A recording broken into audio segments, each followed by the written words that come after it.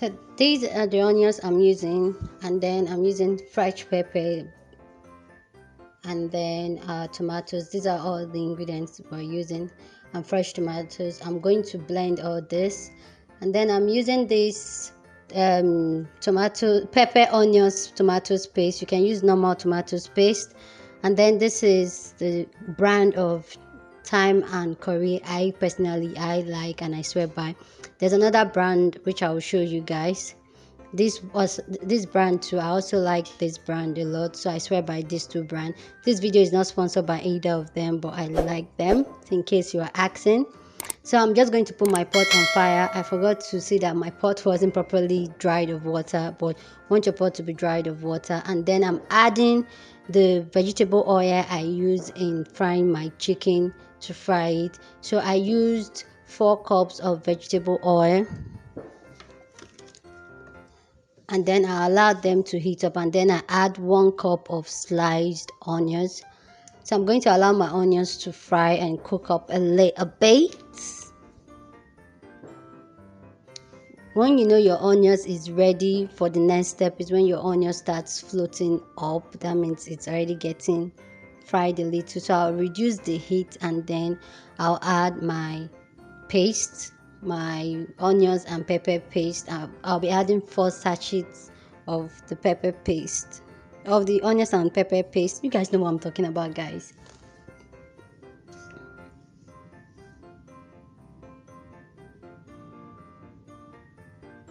And yeah, I reduced the heat. Did I mention that I reduced the heat so that I don't get my onions burnt while I squeezed out the paste out of the sachet?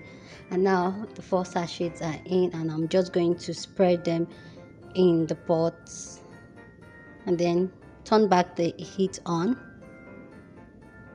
and allow it to cook.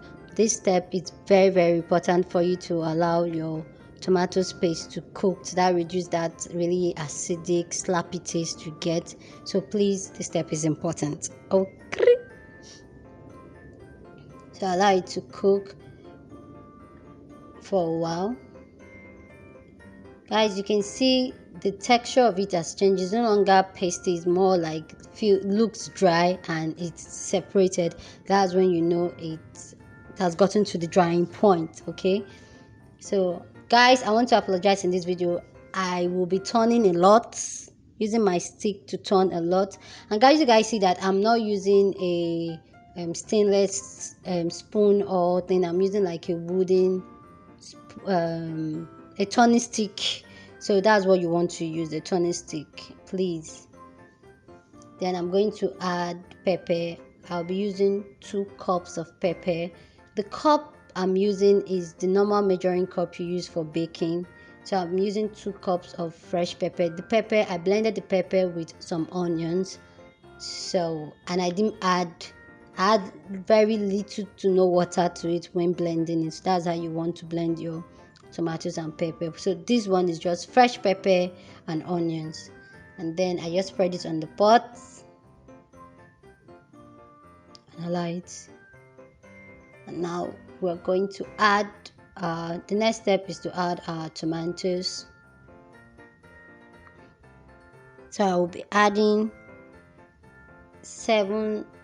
8 cups of 8 cups of tomatoes that are already blended, fresh tomatoes blended. That's what I'll be adding. I know you'll be saying, oh, this is a lot. Guys, you see why this is, okay? So I'm just going to mix the tomatoes and pepper together.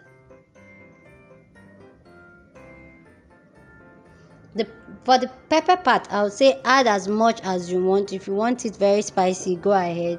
Just taste for pepper and all that. So I'm just going to allow it to cook, to boil till the tomatoes is dried.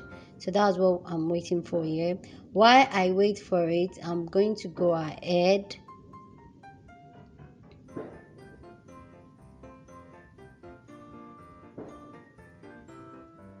guys, you can see that it's not well separated. Like you can see, like the old tomatoes feel like a tomatoes paste is just boiling. You can separate the oil from the tomatoes. It's not ready now, guys. Allow it to boil. Then I'm going to add my spice, my curry, my thyme, my stock cube. I'm just going to add everything.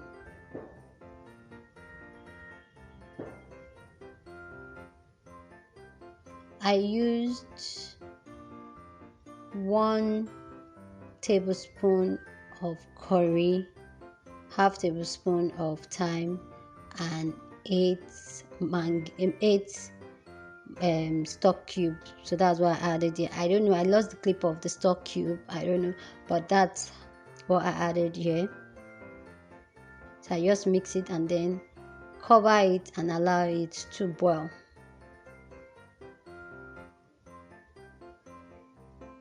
I didn't cover it, did I?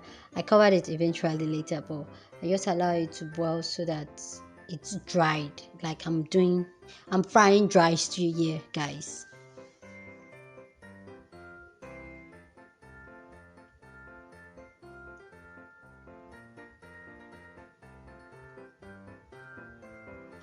Oh, okay, that's the mango stock I'm adding here.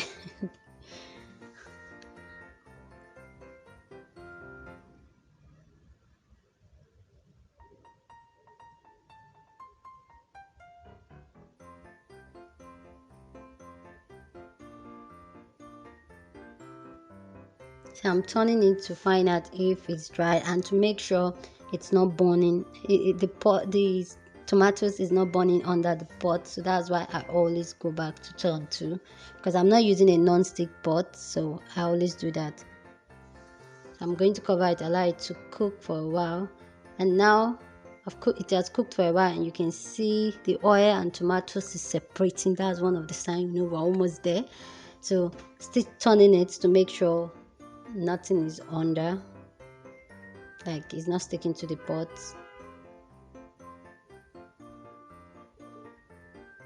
As you can see, it has reduced inside.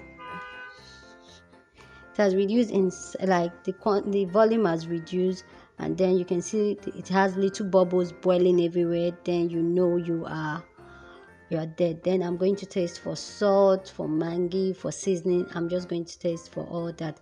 Right now I'm not adding any salt to it because I'm still going to add my chicken stock. I using the one from the chicken I cook, so that's going to add its own salt to it. But now you can see how the oil is separated from the tomatoes. This is how you want it. Then you know your stew is dry and ready. This is the indication that your stew is almost ready. I tasted for it and I found out that I still want more kick, more spice too, so I'm adding grounded dry pepper into it. It's a personal choice if you don't want to add, but this is my cup of tea. I like my jollof rice kicking. Then I'll add my chicken stock. That's why I use in making. Oh, it's from the chicken I cooked. So if you want a video on how I spice my chicken for cooking, let me know down in the comment section. But hey, I'm testing for salt again, and if I need to add salt or mangi, and I will add if need be. So I'm just going to allow it to cook, just so that the chicken water the chicken stock will cook with it well.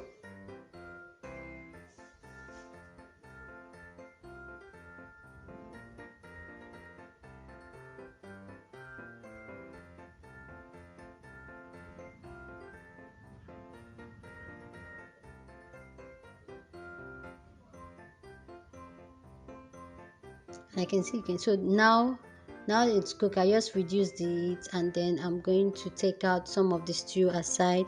So I removed 5 cups of stew aside.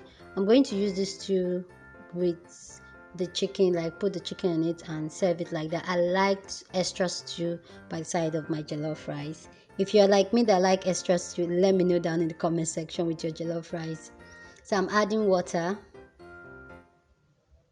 The water depends on the type of rice you're using. I added 6 cups of water. I'm using normal parboiled rice, so that's what I'm using. So it depends on the rice you're using. Just eyeball the quantity of water you need. Guys, people said people that add stew to their jollof rice has trust issues. Is that true? Let me know down in the comment section, because that is me. I can't stand jollof rice this without stew. Anyway, back to the video. I had to, after adding the water, allow it to boil. This is a very important part. You have to allow it to boil. Most people will just go ahead to add their rice to it without allowing the water to boil. But allow the water to boil before you're adding your rice. This will help your rice to cook evenly, not allowing it to soak first in the water before everything will cook up. No. So make sure your jollof mixture and water, your stew and water is boiled before you add your rice. So my rice is already washed and I'm just adding my rice into the mixture.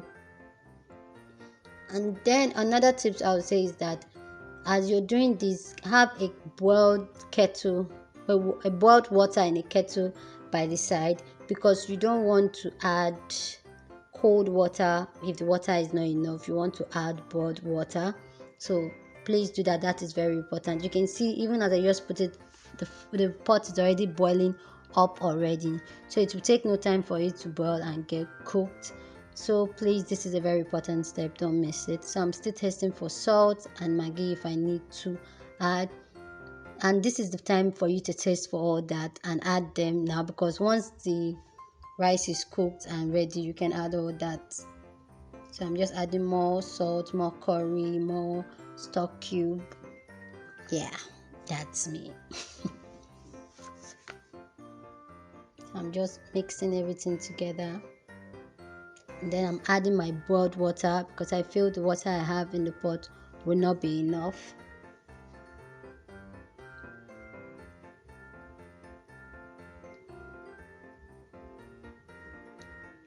And allow it to cook.